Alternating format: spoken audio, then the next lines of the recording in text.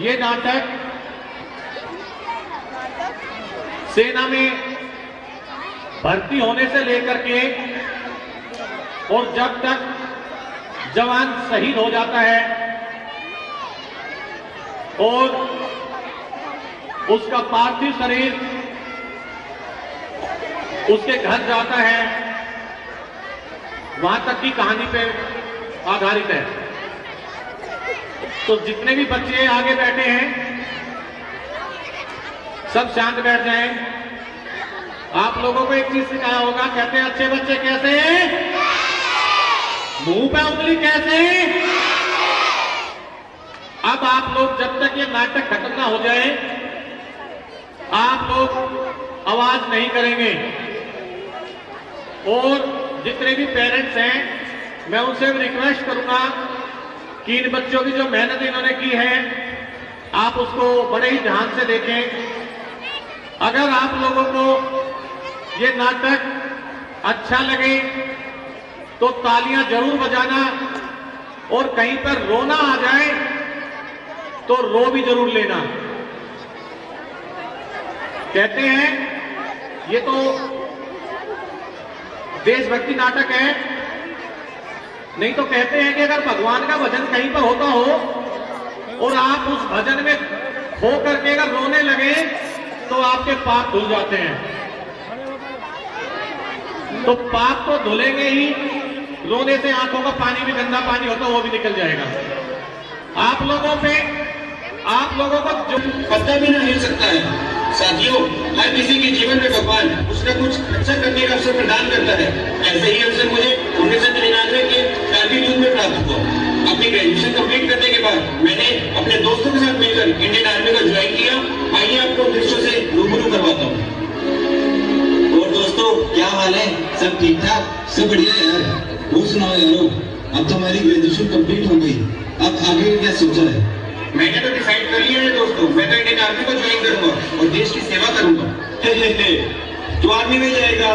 तू कोई जानता भी आर्मी के बारे में? सुना वहाँ पे रूल्स काफी स्ट्रिक्ट होते हैं और अगर जंग छिड़ जाए तो बॉर्डर पे जाके लड़ना भी पड़ता है। हाँ, तो क्या हुआ? अपने देश के लिए जान देने का सौभाग्य हर किसी के नसीब में नहीं होता दोस्तों। बचपन से सिर्फ एक ही सपना देखा है मैंने, भारत माता की सेवा करने का, जिसको पूरा करने के लिए मैं इंडियन आर्मी को जरूर ज्वाइन करूंगा और इस देश की धरती पर जन्म लेने के कर्ज को पूरा करूंगा। तू जानता है अगर वहाँ बॉर्डर पे लड़ते लड़ते तू शहीद हो गई, सोचते दोस्तों, जबकि सरहद पे लड़ने वाला वो एक फौजी पूरे देश के बारे में सोचता हुआ शहीद हो जाता है। जो कि सही कह रहे हैं दोस्तों। आज जब चैन की सांस ले पा रहे हैं तो सरहद पर लड़ने वाले उस फौजी की वजह से अब हमारा एक फर्ज बनता है हम इंडियन आर्मी ज्वाइन करें और देश के कुछ काम आ सके। यार, तुम्हारे जुनून ने तो हमें भी अपने देश के लिए कुछ कर दिखाने को मजबूर कर दिया है। अब हम भी इंडियन आर्मी ज्वाइन करेंगे और देश की सेवा करके भारत माता का नाम रोशन करेंगे। तो चलो दोस्तों, इंडियन आर्मी को ज्वाइन करने के लिए पूरी लगन और मेहनत से तैयारी करते हैं और मिलकर देश का नाम रोशन करते हैं। भारत माता की जय।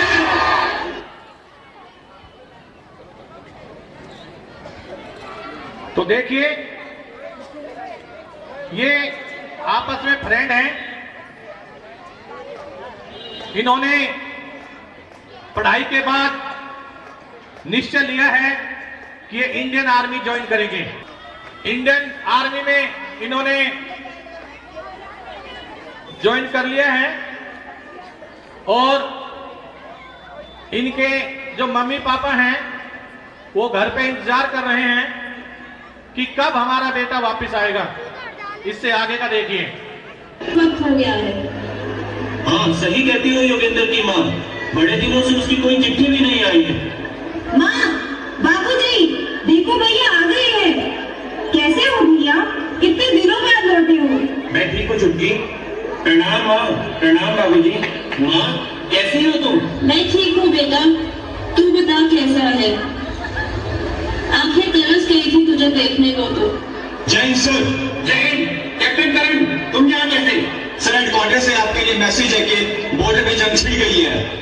पाकिस्तानी घुसपैठियों ने कारगिल पर कब्जा कर लिया है, इसलिए आपको भी रिपोर्ट करने के लिए बोला गया है। क्या वो पाकिस्तानी चूहे फिर से हमारे देश में घुस आए हैं? मगर उन्होंने कारगिल पर कब्जा किया कैसे? सर, बॉर्डर पर बंकर खाली पड़े थे, साले घुस आए। ये तो वही बात हुई ना, घर वाले घर नहीं, हम कभी किसी का डर नहीं। लेकिन अगर दूध की प्रक्रिया का ढक्कन खुला भी हो तो कम से कम कुत्तों को तो शर्म करनी चाहिए। चलो ठीक है, तुम चलो, मैं आता हूँ। जी सर। बेटा, क्या बॉर्डर पे जंग छिड़ गई है? हाँ पिताजी, कुछ पाकिस्तानी घुसपैठियों ने कारगिल पर अटैक कर दिया है। फिर से उनको उनकी औकात दिखाने के लिए मुझे अभी निकलना होगा। जा बेटा, और एक बात याद रखना, जिस देश में पैदा हुए हो तुम, उस देश के अगर तुम भक्त नहीं पिया दूध माँ का तुमने और बाप का तुम में रक्त नहीं, मैं तुम्हारे सिर पर सिर्फ जीत का सहारा देखना चाहता हूँ, विजयी होकर लौटना। माँ, मुझे आशीर्वाद दो कि अपनी भारत माता की रक्षा में अपने एक एक खून का कतरा बहा दूं, और अगर मैं जिंदा लौट के ना आ पाया माँ, तो मेरे लिए आंसू मत बहाना, क्योंकि कहते हैं शहीदों के लिए रोने से उनका अपमान होता है। नहीं बेटा, ऐसा नहीं कहते। मेरा रोम रोम तुझे आशीर्वाद देता है। तू हर जंग में विजयी होगा और अपने देश का नाम रोशन करेगा। हाँ माँ, मैं वादा करता हूँ, या तो चोटी पे तिरंगा लहराकर आऊंगा या उसी तिरंगे में लिपट कर वापस आऊंगा। भैया, ये राखी आपकी बहन आपकी कलाई पे बांध रही है, जो आपको हमेशा हर मुसीबत से बचाएगी। इस राखी का कर्ज अदा करने के लिए आपको वापस लौटना ही होगा। हाँ चुटकी, मैं जरूर लौटूंगा। मेरी अखियों से जब भी तू दूर रही, मुझे मिलने से भी मजबूर रही। मैं तो रख लूंगी आधार भैया, मेरी राखी का मतलब है प्यार भैया। मेरी को आए हुए कुछ ही क्षण हुए थे, वो अच्छे से अपने माँ बाप से मिल भी नहीं पाया था, और तब तक कारगिल पर हमला हो जाता है और उसको वापस ड्यूटी में बुला लिया जाता है। इससे आगे क्या होता है वो देख करके ही देखिए आप लोग।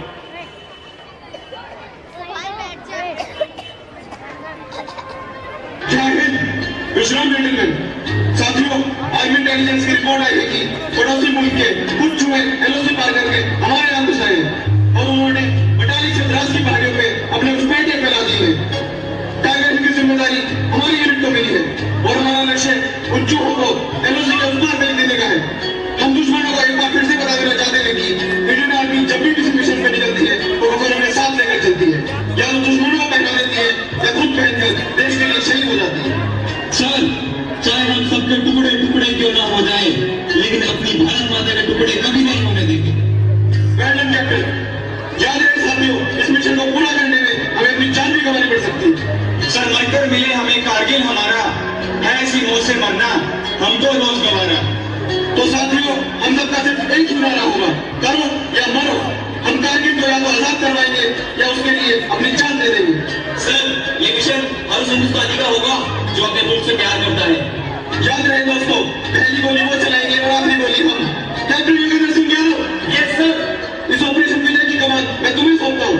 साथियों, इस दौरान योजना ये रहेगी कि हमारी रेजिमेंट पहाड़ी के इस इलाके से फायरिंग करेगी ताकि दुश्मनों को लगे कि हमला यहाँ से करेंगे, लेकिन तुम अपनी बटालियन के साथ पहाड़ी के दूसरे रास्ते से ऊपर जाकर उन पर हमला बोल दोगे। लेकिन याद रहे, कोई भी जवान एलओसी को क्रॉस ना करे। Yes sir. साथियों, मैं इस घाटी में किसी भी कीमत पर फिर से तिरंगा लहराता हुआ देखना चाहता हूँ। कोई शक न सर। भारत माता की जय, भारत माता की जय। Vande Mataram, Vande Mataram, Vande Mataram. Now take your questions. 4 दिन और 2-4 दिन में क्या होगा जनाब? मुझे फिर जो जहाँ बैठा है वही बैठा रहेगा। ये इतना आसान ना होगा। इंडियन आर्मी की छाने से हार मानने वालों में से नहीं है, वो काउंटर अटैक जरूर करेगी। वो साले 1948 का युद्ध भूल गए क्या, जब हमने उनको नाटो चने चपवाए थे? सर, इंडियन आर्मी ने आगे से हमला कर दिया। क्या वो साले फिर मरने आ गए? एक पोजीशन कमांडो मारने ये बहाने नहीं बताता हूँ मुझे। मौत का कफन तैयार किया है मेरे साले। 1948 जब तक कितने मारे थे अच्छे से याद है सालों। 1948 में तो ले जीता था और अब कारगिल की बारी है।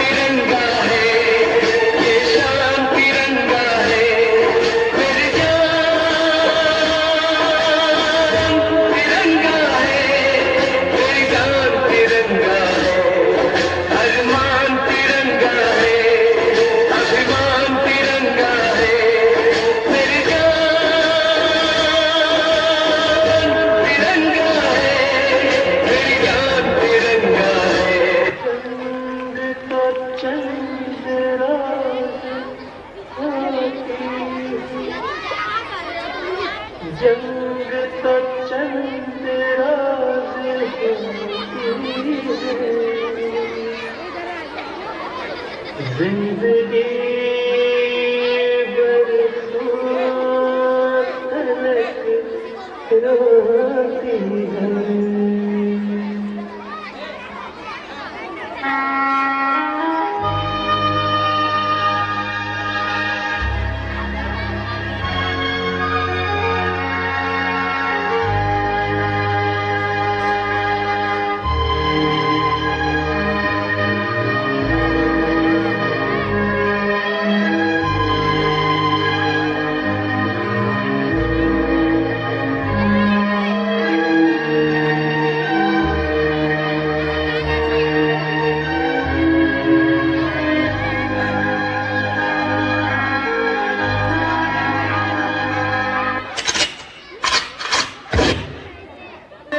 समझा देना सैनिक घर जाकर मत कहना, संकेतों से समझा देना।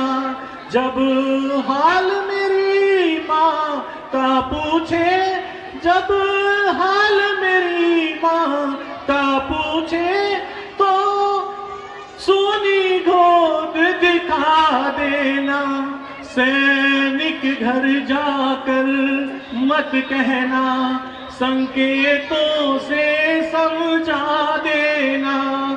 जब हाल मेरी बहन ना पूछे, जब हाल मेरी बहन ना पूछे, तो रक्षा बंधन दिखा देना।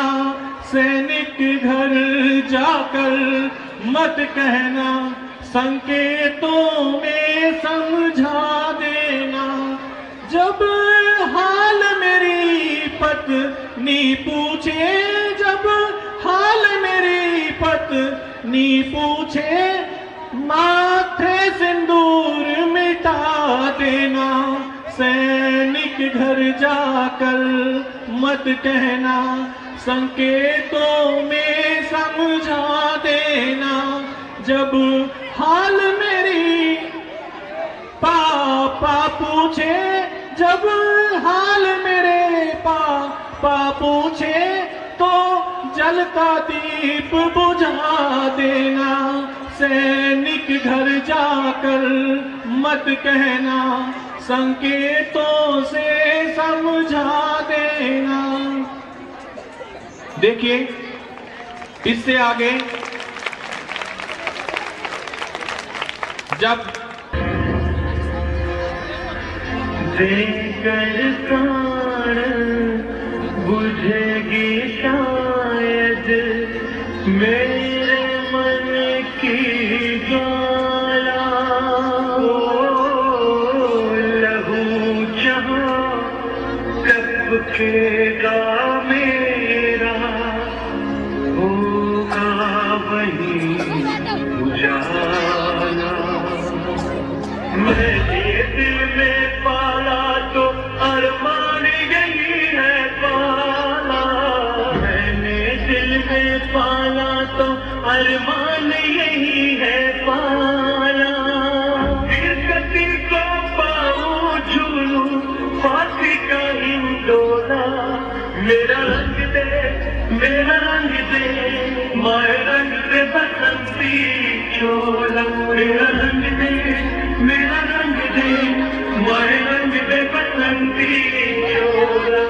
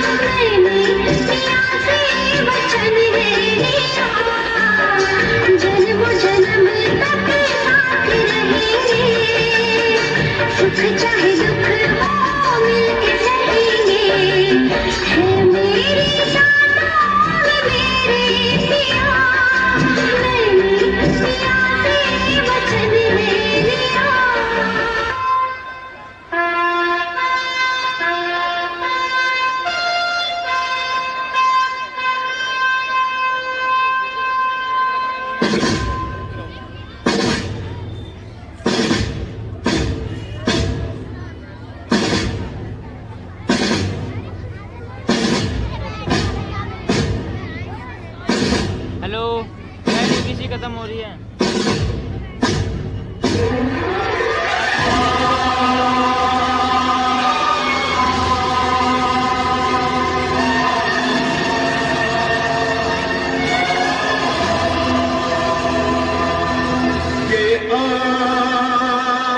तिरंगा है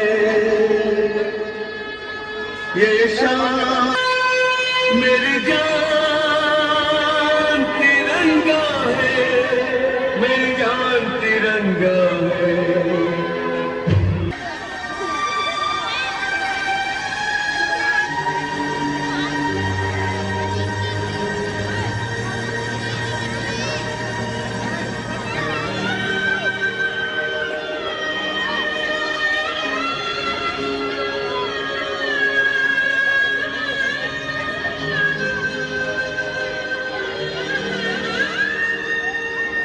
कर चले हम फिदा जानो तन साथियों, अब तुम्हारे हवाले वतन साथियों।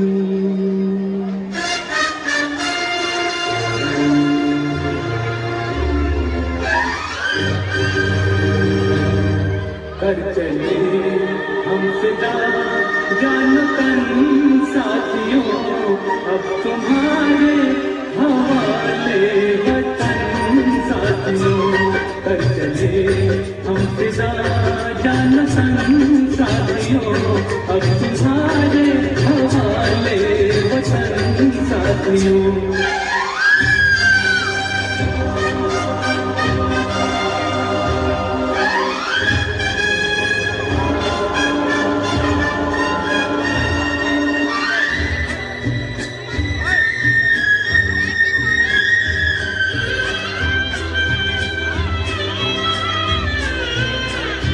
सांस थमती गई नब्ज़